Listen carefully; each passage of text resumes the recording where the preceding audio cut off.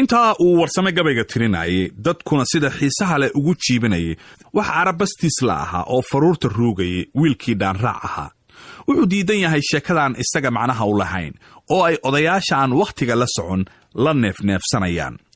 si uu isaga aamusiyo ayuu dhaanraac u shitay makiinadda suxuunta wareejisa. wuxuu saaray saxan ay ku duuban yihiin heesihii James Brown. odayaashii sheekada u socotay ayaa mar keliya wada aamusay oo yaab isla wada dhugtay. farxaddii odayaasha waxaa beddelay foolkaduud. markaasay il caraysan ku wada fiiriyeen dhaanraac. isaguna dan kama lehe waxaasoo dhan. wuxuu ka cayaarayaa fadhigiisa oo hadba gees isu tuuraya, jilbahana isku tumaya. marmar heesaaga ayuuba kula luuqaynayaa baydadka iyo horisyada qaarkood sida jirooba. markii cabbaar la aamusnaa, wiilkiina uu xiise dhacay ayaa mar kale sheekadii la soo nooleeyey.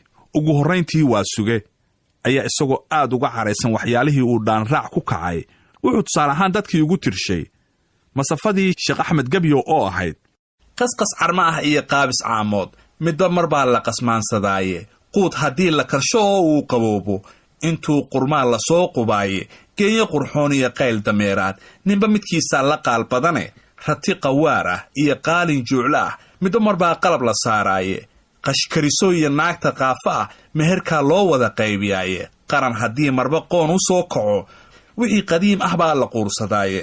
qur-aankaa toosanee qaadir ka yidhi, qolofqab gaal uhuu qoonsadaaye. rag badan ayaa masaafadaas ka faallooday waa sugana gacan qaaday, iyagoo islamarkaana isha ku godaya dhaanraac. waa suga markuu ogaaday in tusaalihiisi lala dhacay ayuu si wanaagsan inta fadhiga isku qaab samaystay oo maradiisii tarashka lahayd degaha ka ritay, sidii libaax hareerihiisa marba mid u jeestay. marka intaasu dhacday ayuu warsame oo ay la noqotay in laga dheereeyey mar keliya sidii webiga u biyo keenay. wuxuu ka qiirooday sidii waa suga loogu madax ruxay.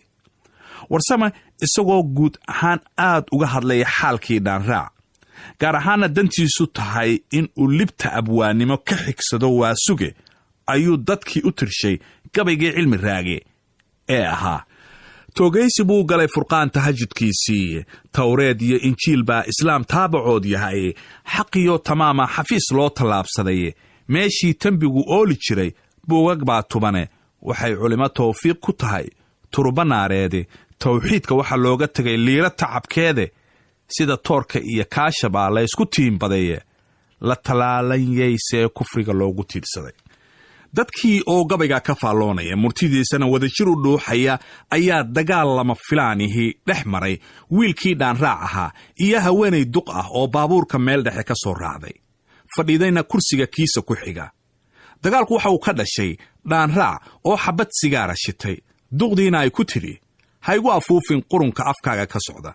dhaanraac isagoo inta tabartiisaha dadaalaya ayuu aftalyaani ku yidhi, iskusi raalliiga ahaw. duqdii waxay u qaadatay inuu wiilka caynayo. markaasay intay la baxday dembiishay alaabta ku sidatay madaxa kala dhacday oo u celcelisay ilaa gacmaha la qabto. haddaba muxuu falay dhaanraac? inta istaagay oo gacmaha shaarka laalaabtay, feerna uu la baxay, ayuu yidhi, duqda iskeen. dadkii baabuurka saaraa oo yaab la wada qoslaya ayaa wiilkii ka badbaadshay duqdii ayaydiisa la fac ahayd. inkastoo murankoodu uu dheeraaday ilaa uu dadkii wada saameeyo, oday ragga ka mid ahaa ayaa markii dambe sheekadii soo nooleeyey si uu muranka u joogsado. wuxuu duqu bilaabay isagoo ku luuqaynaya labadii bayd ee u dambeeyey gabaygii cilmi raage ee uu horay dadka ugu mariyey warsame. baydadku waxay ahaayeen sida toorka iyo kaashabaa laysu tiimbadaye. la talanlayaysee kufriga loogu tiirsaday. ninkii odayga ahaa markuu dadkii murankaas saameeyey maskaxdooda mar kale ku baraarujiyey murtidii xiisaha lahayd, isagoo isticmaalaya xeel waayeel, ayuu intaa kuma dhaafina islamarkiiba waa suga ka codsaday in isaguna markiisa murti kale u raaciyo gabaygii warsamo tirshay. waa suge inta dadkii isha la raacay wejiyadoodana ka gartay in hadalkiisa loo xiiso qabo ayuu u marshay shirib ka kooban 4 bayd oo min 2 lugood ah. waa suge waxa uu yidhi, dhulka dadkoo dhan waa u dhaxays, dhiishaase ninba meel dhigtaa. dhaxalka hidde waa dhigaal, wax noo dhimanna waa dhacan. dhicis lagama dhursugo, wixii isku dhiiga way isdhalaan. dhaanraac dhaqanka waalidkood, dhasha ka leexataan dhahnaa. waa suga oo damacsan in shiribkiisa guroo yar uu raaciyo iyo warsame oo sugila niyaddana iska leh yaa mar keliya hadalka ku siiya ayaa magaaladii xamar la soo galay.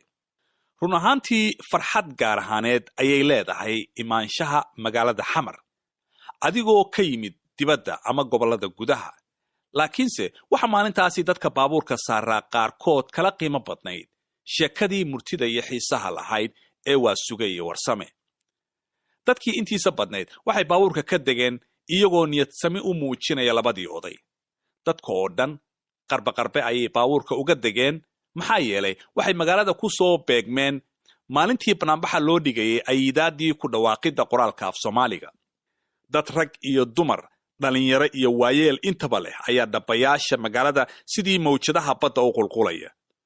waa sugaya warsame markay baabuurka ka degeen ayay meel gaara isla joogsadeen iyagoo ballamaya.